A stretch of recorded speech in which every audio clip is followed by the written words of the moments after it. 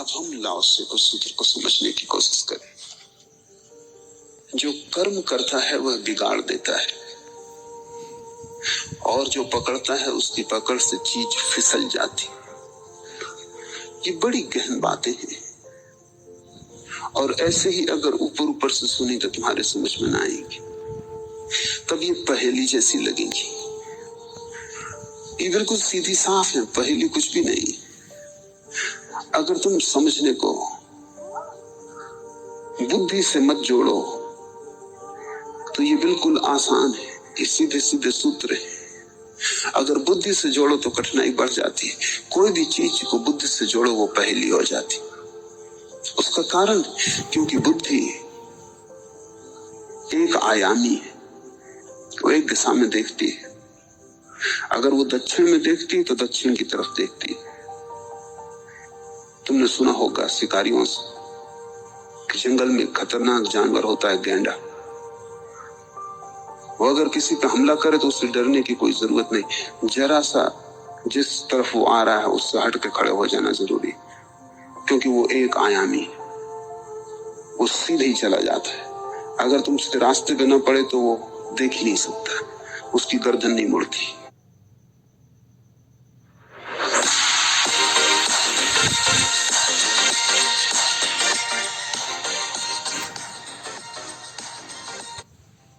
उसकी गर्दन बड़ी मोटी। बुद्धि की गर्दन भी गेंडे जैसी है, एक आयामी है। तुम्हें जरा ही बच के खड़े तुम हो गए तो गेंडा देख ही नहीं सकता। उसकी बस एक ही दिशा है, जिस तरफ वो जा रहा है उसकी दिशा पे जो पड़ जाए बस वही है, बाकी जो उसकी दिशा पे ना पड़े वो नहीं है। बुद्धि एक आयामी है, वो एक तरफ जाती है। जैसे बुद्धि कहती है अगर किसी चीज को पकड़ना है तो जोर से पकड़ो, नहीं तो छूट जाएगी।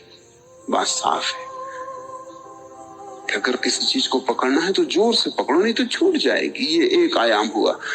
इसमें एक विपरीत आयाम भी है, वो बुद्धि को पता नहीं कि अगर बहुत जोर से पकड़ोगे तो हाथ थक जाएगा।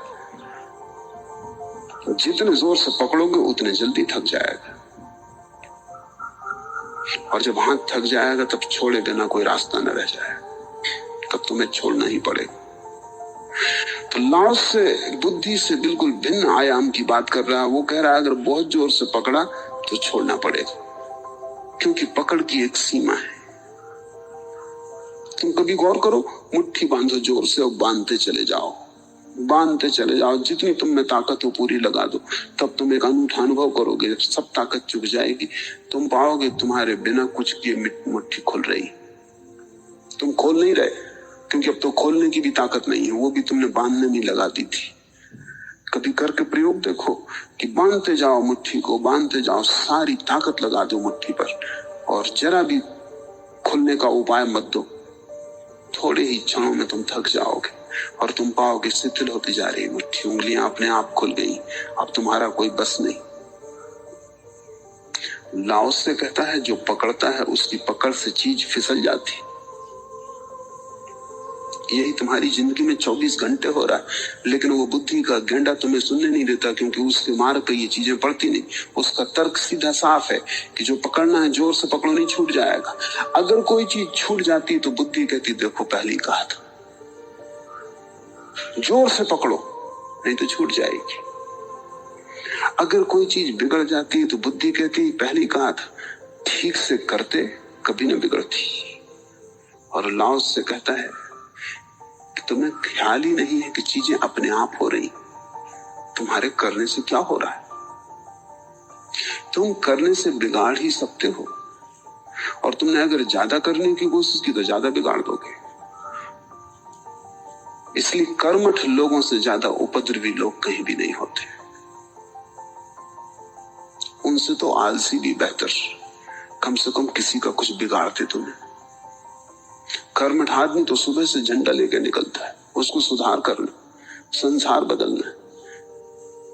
किसने तुम्हें कहा कि तुम संसार बदलो? किसने तुम्हें यह अधिकार दिया? तुम स्वयं अपनी नियुक्ति कर लिए हो संसार बदलने के लिए, ये क्रांति करनी कि दुनिया भ्रष्ट हो रही, भ्रष्टाचार से मिटाना। हजारों हजारों साल करके भी आदमी क्या कर पाया है? कौन सी चीज कर पाया है? चीजें अपने स्वभाव से चल रही हैं, तुम्हारे किए कुछ होता है। हाँ, तुम नाहक परेशान हो लेते हो, बड़ा उछल कूद मचाते हो, पसीने पसीने हो जाते हो, तो मुफ्त ही शहीद हो जाते हो। और तुम्हारे उपद्रव के कारण बहुत से लोग जीवन में अड़चन अनुभव करते। वो अपने सीधे मार्ग से जा रहे थे, वो जयप्रकाश के पीछे चलने लगते, भ्रष्टाचार मिटाने। वो बेचारे अपना दुकान करने जा रहे थे कि अपनी पत्नी के लिए दवा लेने जा रहे थे, अब उनको ख्याल हो गया कि भ्रष्टाचार मिटाना। अगर दुनिया से क्रांतिकारी विदा हो जाए, दुनिया में बड़ी शांति हो जाए। और दुनिया से अगर समाज सुधारक उठ जाए तो समाज अपने आप सुधर जाए। मगर बुद्धि कहेगी ये कैसे हो सकता?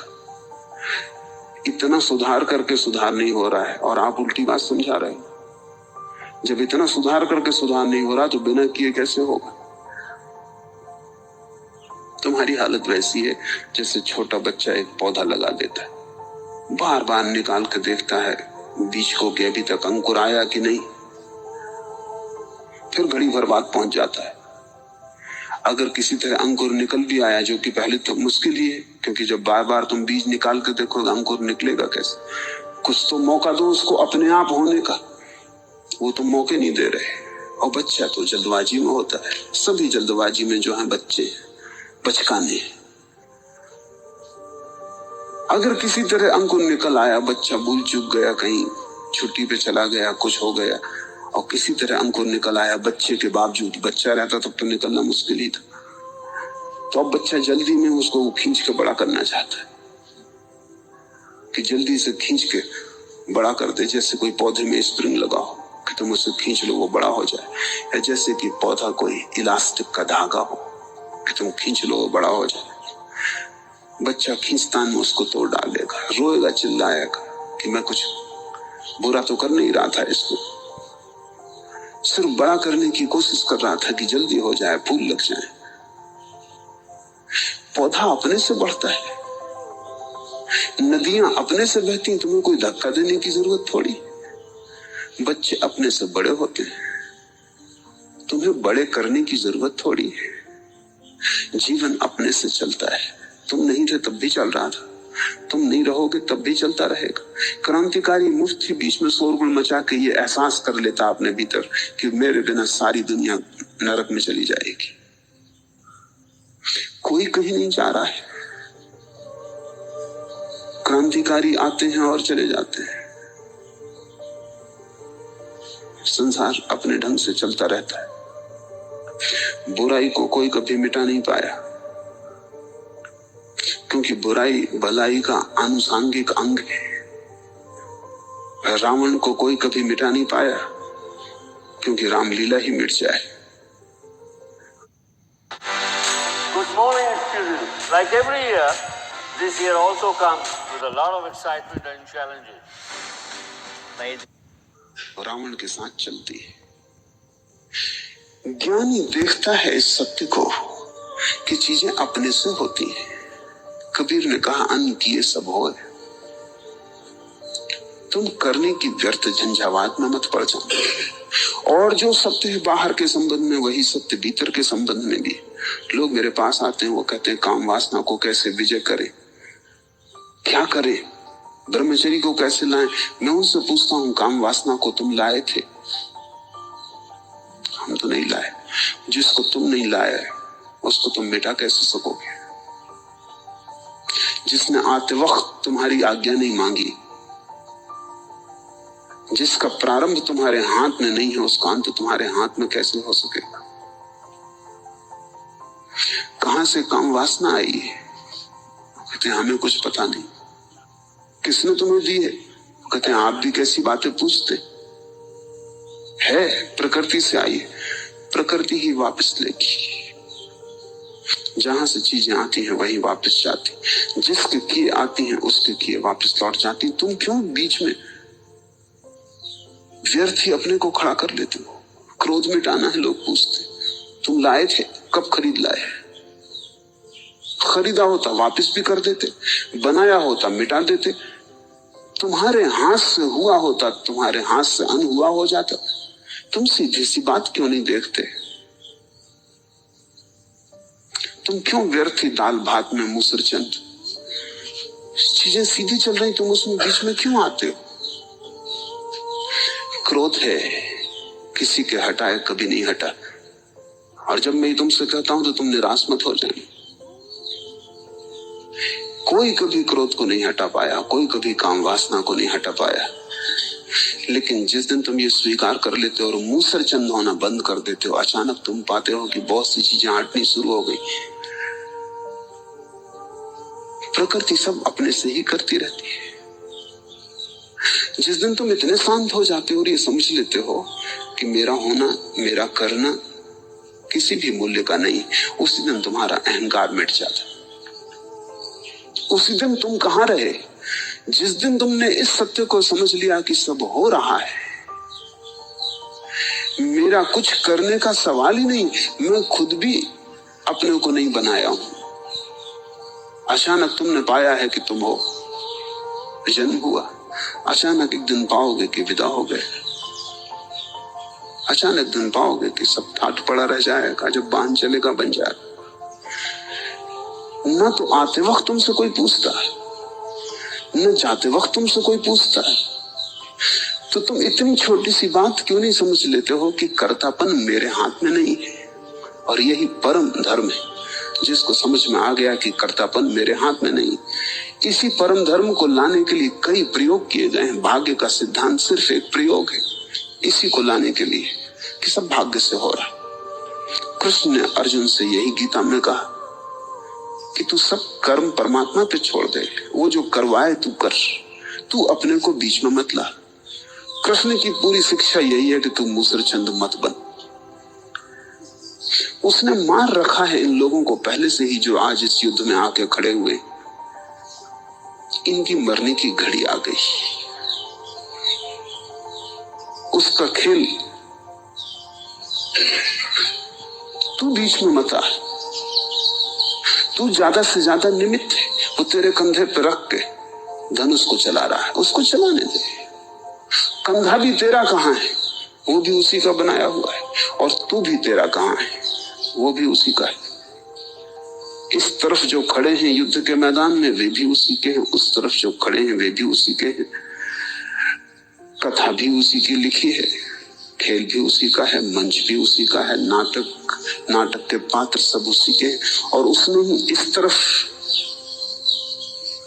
एक तरह की शक्लें बना रखी हैं और उस तरफ दूसरी तरह की शक्लें बना रखी हैं। तू बीच में मत आ। सारे जगत के धर्म का सार यह है कि तुम्हें एक बात समझ में आ जाए कि तुम्हारे किए कुछ नहीं होता, और फिर सब होना शुरू हो जाता है। और फिर जो कुछ भी होता है वही तृप्ति देता है, क्योंकि जब मेरे करने का कोई सवाल नहीं तो कैसा विषाद, कैसी हार, कैसी सफलता, कैसी असफलता। जो वही कर रहा है तो वही हारे, वही सफल हो, वही असफल हो, वो जाने, हिसाब किताब वो रखे। अगर सभी धागे उसी के हैं और हम उसके धागों में लटकी कठपुतलियों की भांति हैं, तो फिर क्या प्रयोजन है? भूल चूक उसकी, प्रशंसा निंदा उसकी। हम अपने को बिल्कुल अलग ही कर लेते, और जैसे जैसे ये समझ गहन होती वैसे वैसे अहंकार छोटा होता जाता है। जिस दिन ये बात पूरी दिखाई पड़ जाती है कि अपना कुछ भी नहीं, हम भी अपने नहीं, उसी दिन अहंकार विसर्जित हो जाता है। और बिना अहंकार के न काम हो सकता है, न क्रोध हो सकता है। अगर मैं बात करूं 10 साल पहला की, हमारे खुद के घर में गाय भैंस थी, तो मतलब इजीली दूध मिल जाया करता, बढ़िया दही मिला करती और देसी घी मिला करता। लेकिन बिना अहंकार के न लोभ हो सकता है, न मोह हो सकता है।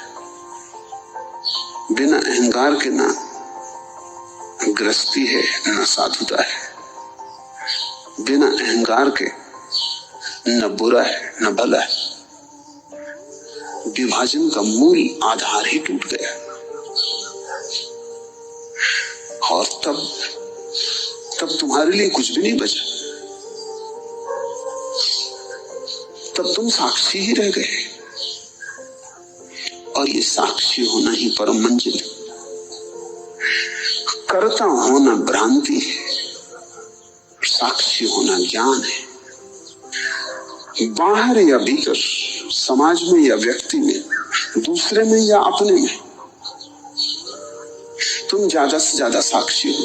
तुम्हारी पत्नी क्रोध करती, क्या कर सकते हो? कुछ मत करो, किया कि उपद्रव बढ़ेगा, करने से और आग में घी पड़ेगा। तुम कुछ मत करो। तुम कर ही क्या सकते हो? इस पत्नी को तुमने बनाया नहीं, जिसने बनाया वो जाने। ये पत्नी तुम्हारे हाथ में कोई वस्तु तो नहीं है कि तुम उससे रंग रोगन दे दो, बदल दो। इसकी अपनी जीवन यात्रा है और क्षण भर का खेल है कि रास्ते पे तुम दोनों मिल गए, कि किसी पुरोहित ने एक नाटक रचा दिया और 7 चक्कर लगवा दिए। राह पर मिल गए थे, राह पर थोड़ी देर साथ हो, अलग हो जाओगे। दोस्ती क्षण भर की है, साथ चलना क्षण भर का है। उसकी अपनी यात्रा है, तुम्हारी अपनी यात्रा है। अगर वो क्रोधित होती तो वो जाने, तुम क्या कर सकते हो? तुम सिर्फ साक्षी हो सकते हो। तुम चेष्टा मत करना उसको सुधारने की, क्योंकि मैं देखता हूँ हजारों गृहस्थियां इसलिए बर्बाद हो गई हैं, हो रही कि या तो पत्नी पति को सुधार रही या पति पत्नी को सुधार रहा। और इस सुधारने के धंधे में पत्नियां बहुत ही कुशल हैं, पतियों को सुधारने में लगी। तुम न तो दूसरे को सुधारने की चेष्टा करना, क्योंकि कौन किसको सुधार पाया है। बाप भी बेटे को नहीं सुधार सकता है, छोटा सा बेटा, अभी कोई भी ताकत नहीं, लेकिन उसको भी कोई सुधार नहीं सकता। सुधारा कि तुम बिगाड़ोगे। तो लाओस से कहता है जो कर्म करता है वह बिगाड़ देता है। जिस बाप ने सोचा कि बेटे को सुधारना, उसने बिगाड़ा। अच्छे बाप अनिवार्य रूप से बुरे बेटे के जन्मदाता हो जाते। जिस पत्नी ने सोचा कि सुधारना है, कि संबंध नष्ट हुआ, कलह शुरू हुई।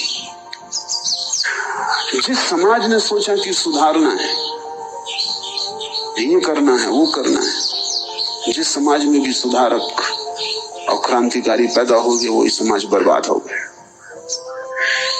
दुनिया अपने से चलती है, ये नदी अपने से बहती है। तुम किनारे बैठ रहो, तुम जितना मौज ले सको ले लो। और अगर कर्ता का भाव चला जाए तो पत्नी जब क्रुद्ध होगी तब भी नाटक देखने में तुम मजा ले सकते हो, क्योंकि जब अपने हाथ में ही कुछ नहीं तो ये भाव भंगिमा भी प्यारी है। परमात्मा करवा रहा है, देखो कि भली चंगी स्त्री बुद्धिमान बर्तन तोड़ रही है। ये खेल देखो कि गीता रामायण का अर्थ करके बता देती, ज्ञान में कमी नहीं है, विश्वविद्यालय की उपाधि लिए बैठी और कैसा कृत्य कर रही।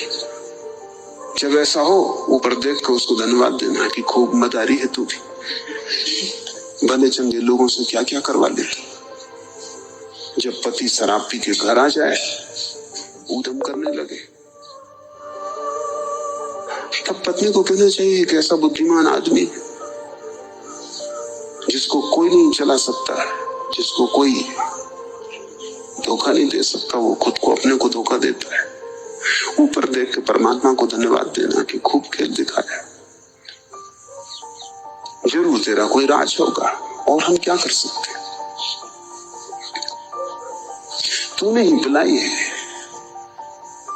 अन्यथा ये घटता ही क्यों।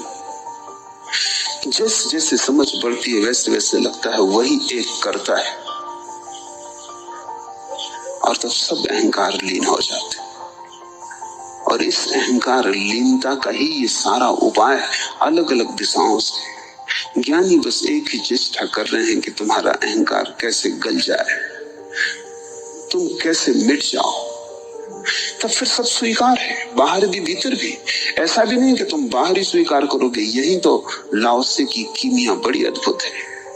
लाओसे कोई साधारण साधु नहीं है, लाओसे कोई साधारण चरित्रवान नैतिक पुरुष नहीं है, कोई पंडित पुरोहित नहीं है। कि लोगों को चरित्र सिखा रहा है। लाओ से तो लोगों को जीवन की परम दिशा दे रहा है, जहां चरित्र दुष्चरित्र किसी चीज का कोई मूल्य नहीं। लाओ से कहता ना तो दूसरे के साथ छेड़खान करना, दूसरे को छोड़ दो, उस पर बीच में बाधा मत डालो। और यही लाओ से अपने लिए भी कहता है, अपने साथ भी बहुत छेड़खान मत करो। क्रोध है, इसको हटाना है। कौन हो तुम? हटाने वाले। कि काम वासना है, इसे मिटाना है। कौन हो तुम मिटाने वाले? काम वासना से ही पैदा हुए हो, रोए रोए में काम वासना भरी है। कौन हो तुम मिटाने वाले? कैसे तुम ब्रह्मचर्य को लाओगे? क्या करोगे? नहीं, अड़चन में पड़ जाओगे, व्यर्थ ही अपने साथ लड़ने लगोगे, और जीवन के जो क्षण उत्सव के हो सकते थे वे अपने ही साथ कलह में बीत जाएंगे। स्वीकार कर लो, और ये स्वीकार आत्यंतिक और परम है। न निंदा करो, न प्रशंसा करो, जैसे हो राजी रहो।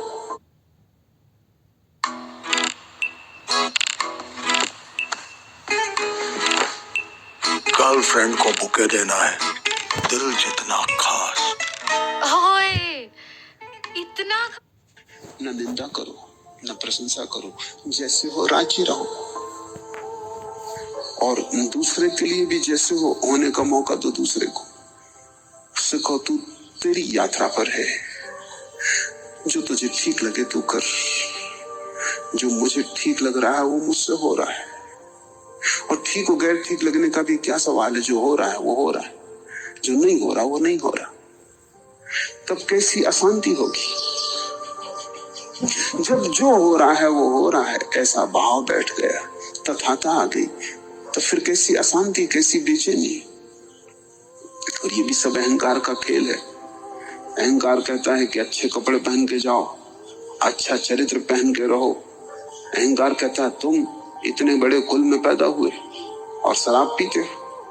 अहंकार कहता है तुम्हें ये शोभा नहीं देता, तुम तो मंदिर में ही जचते हो। कि तुम ऐसे बड़े घर में पैदा हुए और काम वासना से लिप्त हो, तुम्हें तो ब्रह्मचर्य शोभा देता है। ये सब अहंकार की ही बातें। इन सबको हटाओ। हटाने का मतलब कुछ हटाने के लिए करने की जरूरत नहीं है, क्योंकि ये सब भ्रांतियां हैं। इनको हटाने के लिए धक्का देने की भी जरूरत नहीं, सिर्फ समझने की कोशिश करो। जीवन की धारा अपने आप बह रही है, वृक्ष बड़े हो रहे हैं, फूल लग रहे हैं, आदमी में वासनाएं लग रही हैं, आकाश में तारे चल रहे हैं, सब अपने से हो रहा है। तुम नियंता नहीं हो, निमित्त हो। विराट तुमसे कुछ करा रहा है, तुम करो। क्रोध करा रहा है, क्रोध करो। वासना में डाल रहा है, वासना में गिरो। जिस दिन उठाएगा उठाना। न गिरना तुम्हारा है, न उठना तुम्हारा है। न तो गिरने में दीन बनो और न उठने में अकड़ लेना। इसे समझ लेना, क्योंकि अगर तुमने समझा कि गिरने में दीनता है, तो फिर जब तुम उठोगे तो अकड़ से भर जाओगे। तो जो वासना में दीनता समझेगा, ब्रह्मचर्य होकर अकड़ से भर जाएगा। फिर उसकी चाल ही और हो जाएगी, उसके दंभ का कोई ठिकाना नहीं। सभी कुछ उसका है, बुरा भला सभी उसी को दे दो। जो कर्म करता है वह बिगाड़ देता है। तुम बैठ रहो अपने भीतर की अंतर गुहा में, तुम सिर्फ साक्षी रहो। जो पकड़ता है उसकी पकड़ से चीज फिसल जाती। इसलिए निरंतर ये होता है, लेकिन तुम देखते नहीं, ख्याल में नहीं लेते कि जो काम वासना से लड़ता है वो अक्सर काम वासना में फिसल जाता है। जो क्रोध से भरता है और क्रोध से लड़ता है और क्रोध को दबाता है, वो महाक्रोधी हो जाता। नहीं तो दुर्वासा ऋषि कैसे पैदा हो? जो चरित्र की बहुत पकड़ रखता है, कभी उसके हाथ शिथिल हो जाती है। आखिर पकड़ पकड़ के कोई चीज कितनी देर पकड़े रखोगे? कभी तो हाथ को विश्राम देना पड़ेगा। तो संत को भी छुट्टी लेनी पड़ती संतत्व से। कभी तो उसको भी विश्राम करना पड़ेगा। कब तक लड़ते रहोगे? 24 घंटे तो कोई भी नहीं लड़ सकता। बड़े से बड़ा योद्धा भी थकेगा तो विश्राम में जाएगा। तो संत ब्रह्मचर्य से लड़ेगा 12 घंटे। 12 घंटे काम वासना में चित्त घूमता रहेगा। 12 घंटे भोजन न करेगा, उपवास करेगा तो 12 घंटे भोजन का चिंतन करेगा, सपने देखेगा। जो पकड़ता है उसकी पकड़ से चीज फिसल जाती है। लाओस से कहता, हम तुम्हें ऐसी कला सिखाते हैं कि तुम्हारी पकड़ से कोई चीज फिसल ही ना पाए। और वो कला ये है कि तुम पकड़ना ही मत, फिर कोई चीज फिसलेगी कैसे? तुम परिग्रह मत करना तो कोई तुमसे छीन कैसे सकेगा? किसी को तुम जबरदस्ती अपने पास रखने की कोशिश मत करना, नहीं तो जिसको तुम जबरदस्ती पास रखना चाहोगे वो दूर चला जाए। तुम पकड़ना ही मत अपने पास रखने के लिए, फिर तुमसे कोई दूर ना जा सकेगा। संत का जीवन बड़ा अतर्क है। वो बुद्धि के गेंडे की चाल नहीं, संत बहुआयामी है। वो जीवन के गहनतम को देखता है और देखता है कि बड़ी अजीब घटनाएं घटती। अगर तुमने अपने प्रेम को पकड़ बनाया, तुम्हारा प्रेम नष्ट हो जाए। तुमने जिससे प्रेम दिया उसे अगर तुमने स्वतंत्रता भी दी, दूर जाने की सुविधा भी दी, वो तुमसे कभी दूर न जा सकेगा। उससे हम दूर जाना ही नहीं चाहते जो हमें दूर जाने की सुविधा देता है। दूर तो हम उससे ही जाना चाहते हैं जो हमें पकड़ के पास रख लेना चाहता है, खूंटे में बांध देना चाहता है, क्योंकि हमारी चेतना स्वतंत्रता चाहती है। जो बांधता है उससे हम मुक्त होना चाहते हैं। मैं काफी सालों से जॉब कर रही हूँ, पर जब भी मैं घर आती हूँ तो बहुत अकेला महसूस करती हूँ। मेरे काफी सारे फ्रेंड्स हैं, लेकिन वो खुद इतना बिजी रहते हैं कि मैं उनसे बात नहीं कर पाती।